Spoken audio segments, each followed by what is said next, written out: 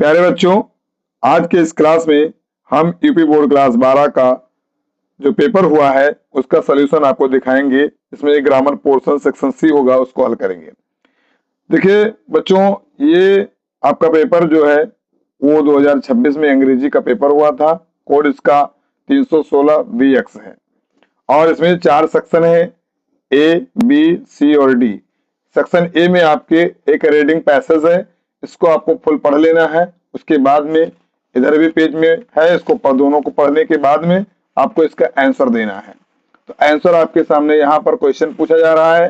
4 question दिए गए हैं, 5, और इनके पूरे क्वेश्चन इसी पैसेज में है, इसी से ढूंढ के आपको कर देना है। चलिए हम ग्रामर पोर्शन पर आते हैं, इसको बाद में देखेंगे। ग्रामर पोर्शन जो सेक्शन सी है, ये 5 दूनी 10 यानी 2-2 अंक के एक एक क्वेश्चन है। तो इसको आपको कैसे हल करना है देखना है आपको। पहला पॉइंट लिखा हुआ है, choose the correct option to answer the following questions. इसमें आपके ए नंबर है, which of the following underline word is a synonyms of industries. तो इंडस्ट्रीज मतलब होता है मेहनती, और मेहनती का इसमें देखना है कि कौन से अंडरलाइन 4 है। इसमें पहला है, दूसरा है, तीसरा और चौथा। इन चारों में देखना है कौन सा सही है। इस इंडस्ट्रीज मतलब होता है मेहनती या परिश्रमी।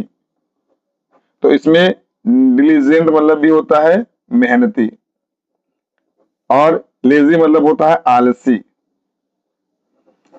और ये क्यूरियस मतलब होता है साहसी। उसके बाद इंटेलिजेंट मतलब बुद्धिमान होता है। तो आपको पता हो गया होगा कि इसका कौन सा ऑप्शन सही है, यानी diligent. My friend is very diligent, मेरा मित्र बहुत ही मेहनती है। तो इसका ऑप्शन नंबर ए सही है। इसी प्रकार नेक्स्ट क्वेश्चन देखते हैं।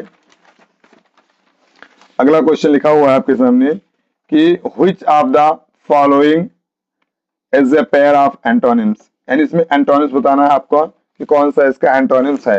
इसके सामने दिया हुआ है ideal, lazy, just, fair, victory, defeat और ऑब्वियस, क्लियर। तो देखना है इसमें आपको, जब तक कि आप इसकी सभी की मीनिंग नहीं जानेंगे तब तक आप करेक्ट नहीं कर पाएंगे। तो देखिए ये तीनों के तीनों, ये और ये तीनों सिनोनिम्स हैं, जबकि ये एंटोनिम्स है। विक्ट्री मतलब होता है विजय, और डिफीट मतलब होता है पराजय, हार या पराजय, और जस्ट मतलब होता है न्याय संगत, और फेयर मतलब होता है निष्पक्ष। तो आपको ये दोनों पता हो गया, ये सिनोनिम्स है। आइडियल मतलब होता है निष्पक्ष, निष्क्रिय, और लेजी मतलब होता है आलसी। इसी प्रकार अगला है ऑब्वियस मतलब होता है स्पष्ट, और क्लियर मतलब होता है साफ। तो ये चारों जो है, तीन, एक ये और ये सिनोनिम्स हैं। बाकी जो है एंटोनिम्स आपसे पूछा गया था। एंटोनिम्स आपका विक्ट्री और डिफीट है, ये ऑप्शन सही है। अगला क्वेश्चन देखते हैं। लिखा हुआ है कि he did not carry out order, means carry out order मतलब होता है as follow order and instruction, यानी ऑप्शन नंबर इसमें कौन सा सही होगा आपका, he did not hear my order, he did not obey my order. तो आपका ऑप्शन नंबर 4 सही है, ही did not obey my order, उसने मेरे आज्ञा का पालन नहीं किया। नेक्स्ट क्वेश्चन देखते हैं। लिखा हुआ है, ये girl who is unusually intelligent is, एक लड़की जो असाधारण रूप से बुद्धिमान हो। तो वाइज मतलब होता है बुद्धिमान, केवल बुद्धिमान, और जीनियस मतलब प्रतिभाशाली, प्रतिभाशाली। तो इसमें जो ये अनयूजुअली इंटेलिजेंट है, तो ऑप्शन नंबर 20 करेक्ट है। अगला है स्लूगिस, स्लूगिस मतलब होता है सुस्त, और फूलिश मतलब होता है मूर्ख। तो आपको पता हो गया होगा कि ऑप्शन नंबर 20 करेक्ट। इसी प्रकार नेक्स्ट क्वेश्चन है कि which of the following sentences is correct. इसमें बताना है कौन सा करेक्ट है। आपके सामने 4 दिए हुए हैं। I will do this work study, अगर यहाँ पर स्टडी लगा हुआ है तो भूतकाल में है, तो यहाँ पर डिड होना चाहिए, यहाँ पर गलती है। अगला क्वेश्चन इसमें देखते हैं, सी डिड नॉट वेंट देयर, अगर डिड नॉट है तो वेंट नहीं होगा, इसमें क्रिया की पहली अवस्था गो लिखना होगा। नेक्स्ट क्वेश्चन है इसमें, when did he arrive at time, जब यहाँ पर डिड लग गया तो अराइव्ड यहाँ पर नहीं होगा, अराइव केवल होगा। अगला है why did you not go to school today, ये ऑप्शन सही है, ये करेक्ट आंसर है। इसी प्रकार नेक्स्ट क्वेश्चन देखते हैं। अगला है कि change any one of the following into indirect speech, इसमें आपको इनडायरेक्ट स्पीच में चेंज करना है। तो लिखा हुआ है Ramu said alas I am undone, तो जहां पर एलास लिखा होता है वहां पर एक्सक्लेम्ड विद सारो लिखते हैं या सैडली लिखते हैं, तो इसमें आपको क्या करना था, ऐसे करना था रामू एक्सक्लेम्ड एक्सक्लेम्ड सैडली, उसके बाद में आपको दैट लगाना है, इन्वर्टेड कामा हटाने के लिए दैट लगाना है। उसके बाद में ये जो आई है वो रामू के अनुसार चेंज हो जाएगा, प्रोनाउन ही हो जाएगा, और सेड है इसलिए यहां वाज हो जाएगा, he was undone. Next question है, इसमें से आपको कोई एक ही करना था, जबकि हम आपको दोनों बता रहे हैं, हो सकता है आपने जो भी किया हो कमेंट करके बताइएगा। The teacher said God is everywhere, अध्यापक ने कहा कि भगवान हर जगह होते हैं, ये यूनिवर्सल ट्रूथ है, तो इसमें आपको कुछ नहीं करना है, केवल दैट लगा करके सीधे सीधे उतार देना था, जैसा आप लोगों ने किया भी होगा। द टीचर सेड दैट, उसके बाद में सीधे उतार देना है जो आपका ऑप्शन है, गॉड इज एवरीवेयर, इतना ही आपको करना था बस। अगला है कि combine anyone of the following as directed owing to illness he could not go to market into complex sentence में आपको बदलना है। तो आप क्या करेंगे, इसको क्या लिखना था आपको, because he was ill, he was ill, he could not go to market, he could not go to market, यही आपको लिखना था केवल बस। बिकॉज ही वाज इल, क्योंकि वह बीमार था इसलिए वह बाजार नहीं जा सका। अगला है Krishna died in the village where he was born, यानी कृष्णा वहीं मरा जहां उसका जन्म हुआ था।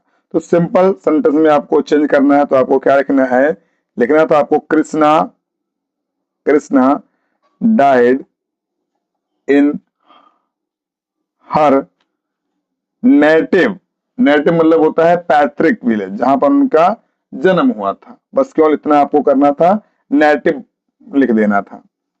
अगला क्वेश्चन है transformation anyone of the following as directed, आपको ट्रांसफॉर्मेशन करना है इनडायरेक्ट इंट्रोगेटिव सेंटेंस में, इसको करना था। आपको क्या करना था, जो हेल्पिंग वर्ब इसको बाहर कर लेते हैं, कैन उसके बाद यू, और ऐसा आपको ट्रांसफॉर्मेशन करना था कि इसका अर्थ जो है ना बदले, तो नेवर का हो जाएगा ever, can you ever forget me, उसके बाद में आपको क्वेश्चन मार्क लगा देना था। नेक्स्ट क्वेश्चन इसी में है कि Seema is the tallest of the girls, इसमें देख करके आपको करना है, एक करना था, लेकिन हम दोनों आपको बता रहे हैं। आप भी कमेंट में बताइएगा आपका ऑप्शन या आंसर आपका कौन सा आ रहा है।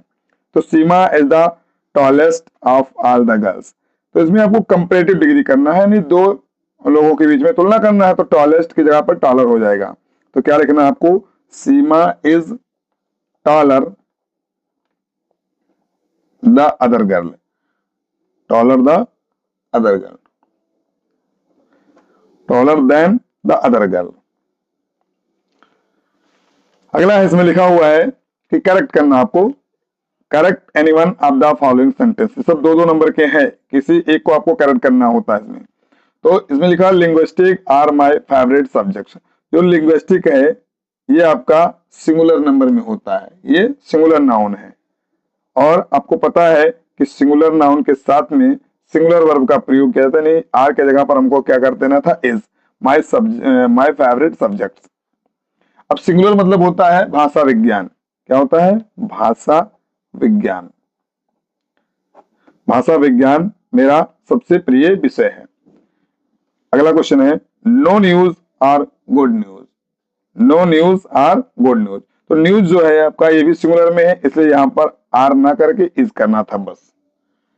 अगला आपको देखना है जो वाक्य प्रयोग में है, use anyone of the following pairs of word in your own sentence to make the difference in their meaning clear. ये कॉन्फिडेंट है और ये है कॉन्फिडेंट, देखिए इसका प्रोनाउंसिएशन एक ही है बट जो मीनिंग है वो अलग अलग है। कॉन्फिडेंट मतलब होता है आत्मविश्वास, आत्मविश्वास, और कॉन्फिडेंट मतलब होता है विश्वास पात्र, विश्वास पात्र। और अगर ये चेक है, इस चेक मतलब होता है जांच, चेक करना या जांच करना, किसी चीज की आप जांच कर रहे हैं।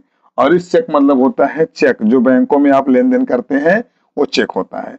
तो आपको वाक्य प्रयोग कैसे करना, कॉन्फिडेंट वाला एक बता रहे हैं, एक कॉन्फिडेंट वाला बता रहे हैं, दोनों देखिएगा। लिखा हुआ है, जैसे लिखा है कॉन्फिडेंट यानी I am confident that I will pass the exam, ऐसे लिखना है आपको। I can, I am, I am confident, I am confident that I will pass the exam. ये आपको वाक्य प्रयोग था आपका। और दूसरा कॉन्फिडेंट में आपको क्या करना है, my best friend, my best friend is my confident, कि मेरा मित्र विश्वास पात्र है। इसी प्रकार चेक वाला भी आपको वाक्य प्रयोग में कैसे करना है, चेक वाला करना है, प्लीज, पहला है please check, please check your work for errors. या आप अपने हिसाब से जो बनाना होगा आपने बनाया होगा। और इसी प्रकार चेक वाला है कि I paid for the grocery with a cheque, क्या लिखना है आपको, I paid for the groceries with a cheque. अब आपको अपने हिसाब से अपने वाक्य बनाया होगा इसका, मैंने आपको इसका अर्थ बता दिया। इसी प्रकार आगे देखते हैं क्या है। तो आगे जो है आपका सेंटेंस है, एक टेंस बनाना था आपको, 5 वाक्य में एक पैसेज के नुमा है, इसको कैसे बनाएंगे आप देखिएगा। तो सबसे पहले क्या करना था इसमें, मैं आपको सेंटेंस आपका जो है वो 5 नंबर का आता है। Translate the following passage into English, translation है। तो आपको देखना बहुत आसान टेंस आया था, आप लोगों ने किया होगा तो 5 नंबर आपको मिल जाएगा। शिक्षा विद्यार्थियों की रुचि के अनुसार ही होनी चाहिए। शिक्षा मतलब एजुकेशन, विद्यार्थियों मतलब स्टूडेंट, रुचि मतलब इंटरेस्ट के अनुसार अकॉर्डिंग शुड बी, यानी the education should be according to the students interest of the students.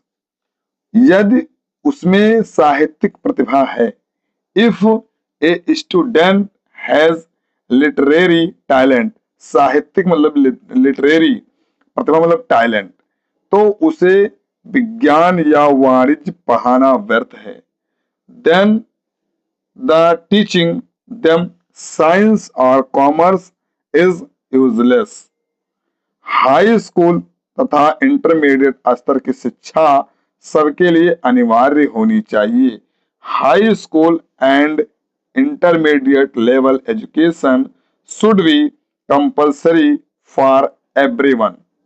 अगला है इसमें, प्रतिभाशाली छात्र ही विश्वविद्यालय के लिए उपयुक्त हैं।